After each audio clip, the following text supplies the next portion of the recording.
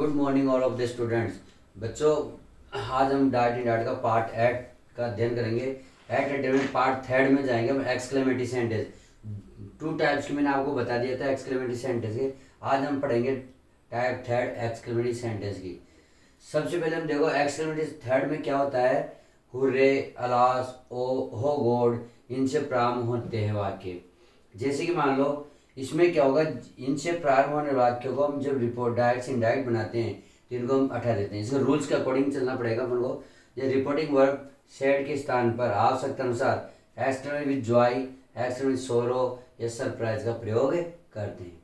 दूसरी बात, connective word. Connective word तीनों टाइप्स में एक ही लगती है, दैट का प्रयोग होता है। नेक्स्ट, रिलेटिव क्लोज से हुर्रे, अलास या हो गॉड से आरंभ होता है, तब इन सबको डायरेक्ट से इनडायरेक्ट बनाएंगे, तब इनको हटा देते हैं। जैसे कि मैं आपको फॉर एग्जांपल बता रहा हूँ, ध्यान से देना। ये लिखा हुआ है ही अलास, ही इज नो मोर एक्सक्लेमेट। तो ये ध्यान रखना, इन्वर्टेड कॉमास में जो बंद होता है ये रिपोर्टेड स्पीच। आप ये ध्यान रखना, जो इन्वर्टेड कॉमास से बाहर है इसका मतलब ये क्या हो गया, आपके रिपोर्टिंग वर्ब हो गई।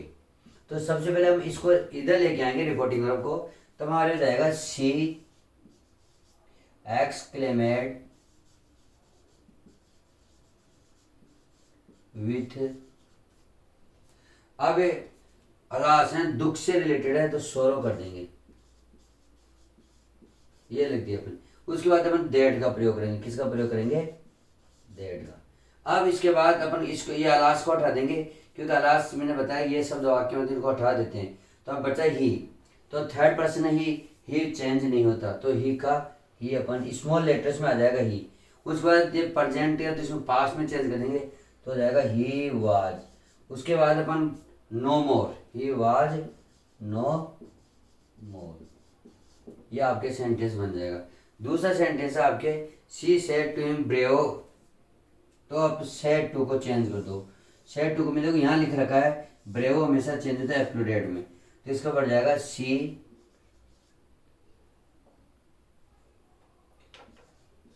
Uploaded uploaded him. अब इसमें कनेक्टिव वर्ड लगा दो दैट। क्या लगा दो? दैट। ब्रेव का हटा दो। अब इसके बाद यू सेकंड पर्सन है, इसके अनुसार तो ही, प्रेजेंट परफेक्ट तो had done well, done well.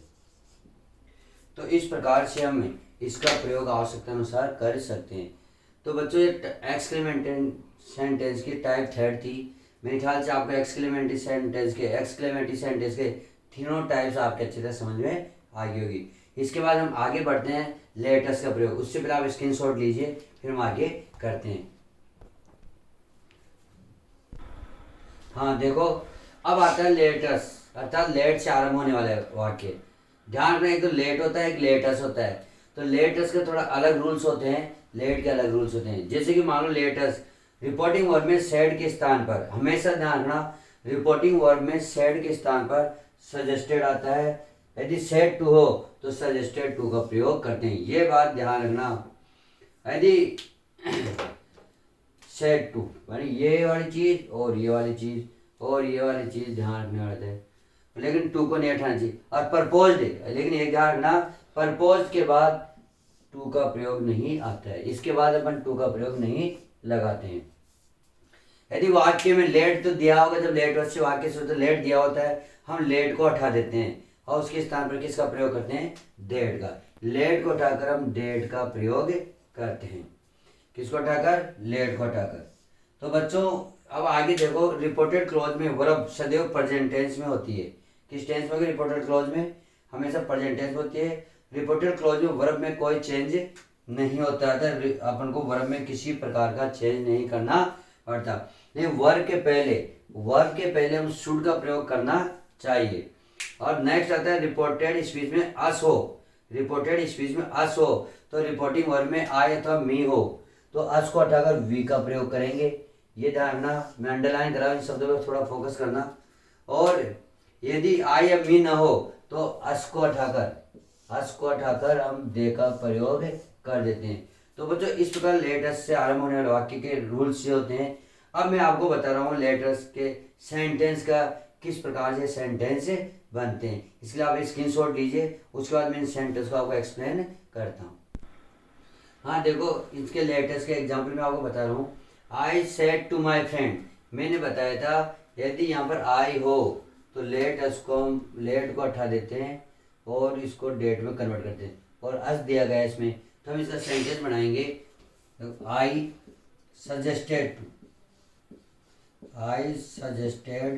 To हम लगा देंगे my friend, I suggested to my friend,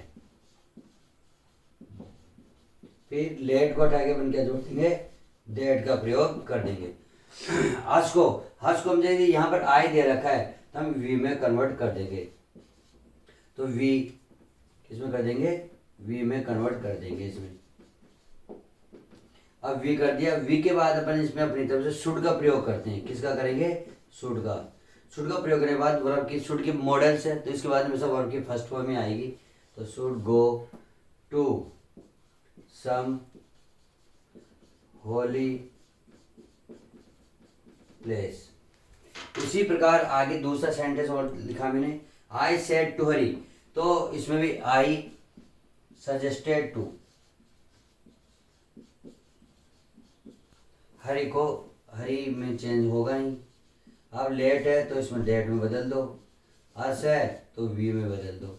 अब शुड अपनी तरफ से लगा दो, इसमें शुड अपनी तरफ से लगा दो, शुड गो टू ये होटल। तो बच्चों इस प्रकार से हमारे लेटेस्ट का जो प्रयोग होता है, इस तरह से हम लेटेस्ट का प्रयोग सीखे।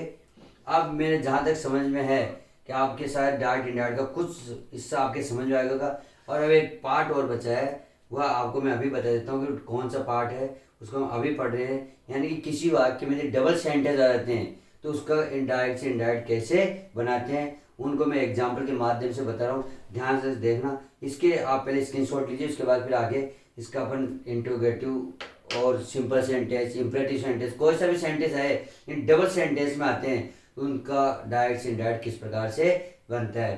तो स्क्रीनशॉट लीजिए, उसके बाद फिर हम आगे बढ़ते हैं।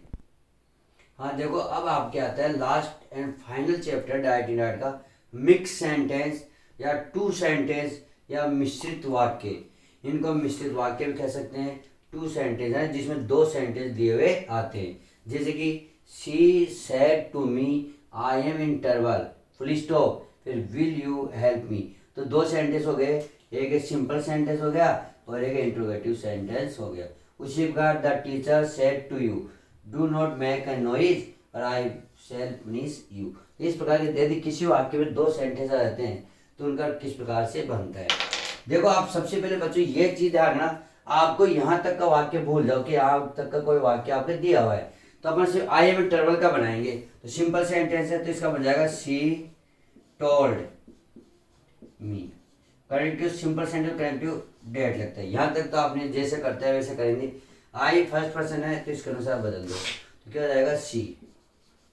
अब एम है तो इसकी जगह क्या हो जाएगा वाज इन टर्बल। ये आपका पहला सेंटेंस हो गया। दूसरा सेंटेंस में क्या करेंगे, अपन इसको कनेक्टिव वर्ड से जोड़ेंगे, यानी कि एंड से जोड़ दिए कनेक्टिव वर्ड, फिर आस्क्ड, क्योंकि इंट्रोगेटिव सेंटेंस है तो आस्क्ड का यूज करेंगे।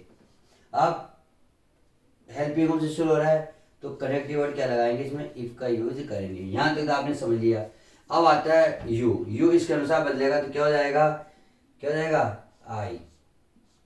अब आई है तो इसके साथ किसका प्रयोग हो जाएगा, वुड। उसके बाद आप इसमें हेल्प का हेल्प आ जाएगा। मेरी फर्स्ट पर्सन है शी तो इसको हो जाएगा हर। तो ये सिंपल सेंटेंस आपके बन गया। यानी कि आपको दो सेंटेंस को बना के एक सेंटेंस में कन्वर्ट करना पड़ता है, तो आप करेक्टिव वर्ड यानी एंड का यूज करें यहाँ पर, और जैसे कि आगे जो सेंटेंस देगा उसके अनुसार आप हेल्पिंग वर्ब और सेड टू को आप बदल सकते हैं। नेक्स्ट सेंटेंस है द टीचर सेड टू, तो यहाँ तक आप देखते हो वाक्य को इंपरेटिव सेंटेंस है, तो इसमें हम डू नॉट वाले वाक्य को अपन फॉरवर्ड में कन्वर्ट करते हैं। तो द टीचर फॉरवर्ड लगा दो आप यहाँ पर, फॉरवर्ड यू। फिर कनेक्टिव वर्ड टू लगता है इंपरेटिव सेंटेंस में, डू नॉट हटा देंगे और उसके बाद लिखेंगे मेक ए नॉइज इसके बाद अब ये दूसरा सेंटेंस चालू हो गया, एंड सेड से जोड़ दो और दैट का यूज कर दो। फिर आई फर्स्ट पर्सन है, इसके अनुसार बदलो, द टीचर के अनुसार तो ही कर दो, ही। उसके बाद सेल है तो इसमें उड का प्रयोग कर दो, वुड। पनीस मॉडल्स के साथ फर्स्ट फॉर्म का प्रयोग कर दो, यू है इसके अनुसार तो यू का यू रहने दो। तो इस प्रकार से आपके मिश्रित वाक्य जिनको बोलते हैं, मिक्स सेंटेंस बोलते हैं, उनको इस प्रकार से बना सकते हैं। तो बच्चों जहाँ तक मेरा है आइडिया, आपके दिमाग में डायरेक्ट इनडायरेक्ट पूरी अच्छी तरह आपके एक्सप्लेन हो गया। फिर भी यदि आपको कोई प्रॉब्लम आती है तो कमेंट बॉक्स में आप इसका जवाब दे सकते हैं, यस या नो में आप बता सकते हैं। इस तरह मैं समझ नहीं तो मैं वापस इसी चैप्टर को वापस रिपीट कर दूंगा। इसी के साथ आज का अपना डायरेक्ट इनडायरेक्ट पार्ट थर्ड के साथ ही अपन डायरेक्ट इनडायरेक्ट को बिल्कुल फिनिश करते हैं। नेक्स्ट हमारा क्लोजेज जो शुरू होगा, क्लोजेज अपन नेक्स्ट डे से क्लोजेज पार्ट फर्स्ट शुरू करेंगे। वह भी आपके कंपटीशन लेवल में उसके बहुत ज़्यादा क्वेश्चन आते हैं। लेकिन बच्चों आप रोजाना मेरे वीडियो को देखते रहिए और आप सब्सक्राइब जरूर करें, क्योंकि सब्सक्राइब और वीडियो आप देखोगे जितना ज़्यादा उतना मेरा इंकरेजमेंट बढ़ता है। थैंक यू, धन्यवाद।